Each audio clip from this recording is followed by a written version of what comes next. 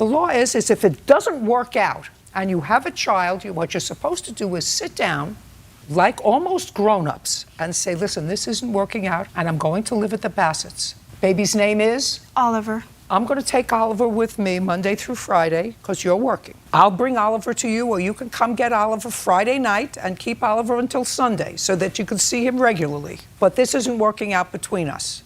Before, when I was letting him watch him, I actually was breastfeeding him a little bit. Listen to me. Breastfeeding a little bit means what? Meaning, breastfeeding a little I did matrimonial work and I understand this.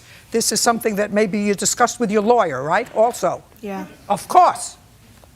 You have to understand, this was my business for years. When you were breastfeeding Oliver and going to work, how were you doing it? I would feed him at night to help him sleep. And during the day, who gave him a bottle? I did. When I was... And she did. And you bought formula, right? Yes. That's what comes under the terms nonsense. Either you breastfeed or you don't breastfeed. You don't feed formula. And then in order to say he can't have the child overnight because I breastfeed him at night so it helps him fall asleep. Do you understand? Yes. Can she help say something? Because she has something on this to say. I'm ready. First, let me tell you this. You took on a whole bunch of responsibility. Good for you. You must be a very, very nice person. You have to understand before you say anything that they made a very bad judgment in having a child at 17 years old. But now they have a 5-month-old baby, and he has as much right to that child as she does. Right. Period. Yes. And she doesn't let him see him in a park for an hour. Okay. We went to the police after he withheld him. What do you mean he withheld him? He didn't withhold him. It wasn't... He didn't withhold him. She left and stole his son from his grandmother's house. She took him to your house. Now, if he went to the police and said she stole my baby from the place where the baby was born, what do you think the police would have said? They would have said, we don't get involved in that, go to family court. But because now the baby is back at the grandmother's house and he says, you can't take him. And she goes to the police say, well, show me a court order. She doesn't have a court order for custody. Neither did he, which is what you're not getting, which is what she's not getting. Because her leaving what is the child's home and taking the child to your house, which is a stranger's house, to the child, that was the first problem. Her taking the child on her own without benefit of an order or a mediator or somebody who said, you know what, this is all right, let's work it all. That's the problem. The fact that he resorted to self-help to get his child back, and the police helped him because they don't understand what the law is about gender-neutral parenting.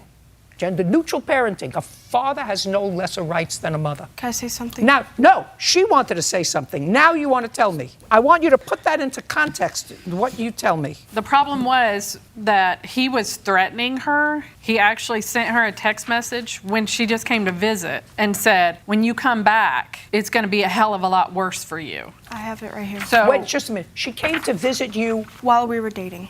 I mean, she just came for a few hours. What does that mean? She'd come over and we'd sit, we'd get to visit with Oliver. Maybe we'd go get something to eat. And then he would get mad after he was okay with her going. He'd get mad and call her over and over again saying, you need to get home now. Okay. If you don't get home now, then it's going to be a hell of a lot worse for you when you get home. And? And so she would be scared. She would be scared and go home. Right. Now, were you ever married? Yes. Are you still married? Yes. We're separated. Well, you're still married, but separated. Yes. I assume you're separated because you weren't getting along. Right. And I assume that if you weren't getting along, if I would listen to what your husband says, he would have one story, and what you said would be a different story. And if somebody else was interpreting your marital situation, would you say, they can't interpret my marital situation because they're not living in it? Probably. Right. Well, that's what I'm saying to you.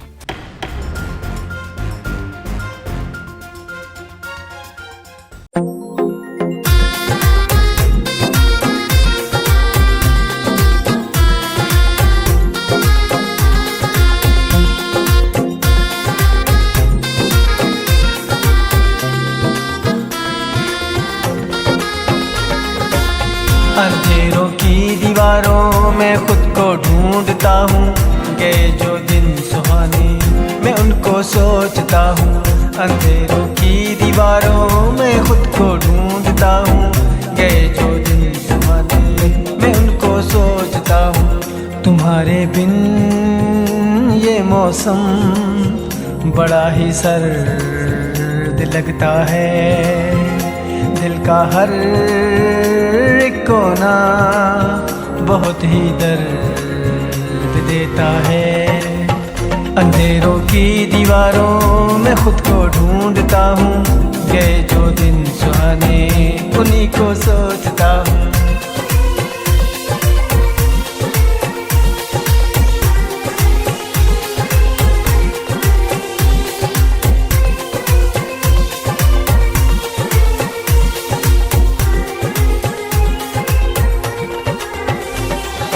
मेरे साए भी अब तो जुदा होने से डरते हैं, तुझको खोने की राहों में आहे बढ़ते हैं। ओ कहाँ जाऊँ कहाँ ढूंढूं, नहीं मिलता निशा तेरा, माना भी नहीं देता।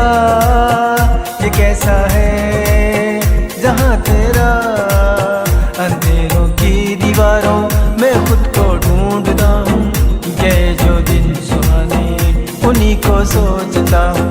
अंधेरों की दीवारों में खुद को ढूंढता हूँ, गए जो दिन सुहाने उन्हीं को सोचता हूँ।